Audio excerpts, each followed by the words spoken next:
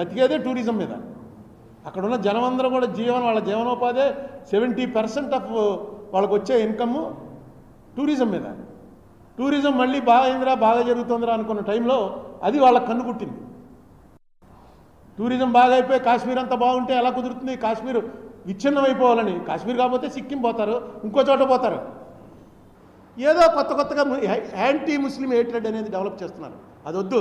Anti Pakistan, yes, Pakistan వాళ్ళు మనం అంటే పడదు, మనం పాకిస్తాన్ని టాలరేట్ చేసే సమస్య లేదు.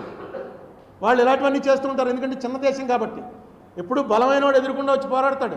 బలహీనలో అనుకోండి, మనం పోతూ వెనక నుంచి రాయిచ్చు కొట్టడం, ఎవడో తెలియకుండా చీకట్లో వచ్చి దెప్పకాయ కొట్టి పారిపోవటం, ఇవన్నీ చిన్న లెవెల్లో ఏంటంటే దాని అర్థం వాడు ఎదురు పడితే అవతల చంపేస్తాడేమో అని భయం. సేమ్ పాకిస్తాన్ అంతే.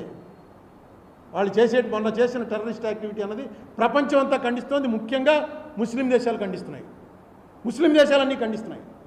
ఇంకో విషయం మీకు తెలియదు ఏంటంటే, ఇండియాలో ఒక్కచోట హిందూ మతం ఉందనుకోకండి.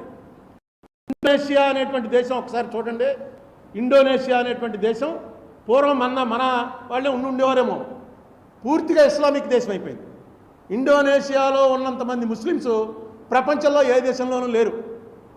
ప్రపంచం మొత్తం మీద హైయెస్ట్ నెంబర్ ఆఫ్ ముస్లిమ్స్ ఉన్న దేశం ఇండోనేషియా. వాళ్ళ ప్రధాని, ప్రెసిడెంట్ అందరూ ఎప్పుడు ముస్లిమ్సే ఉంటారు.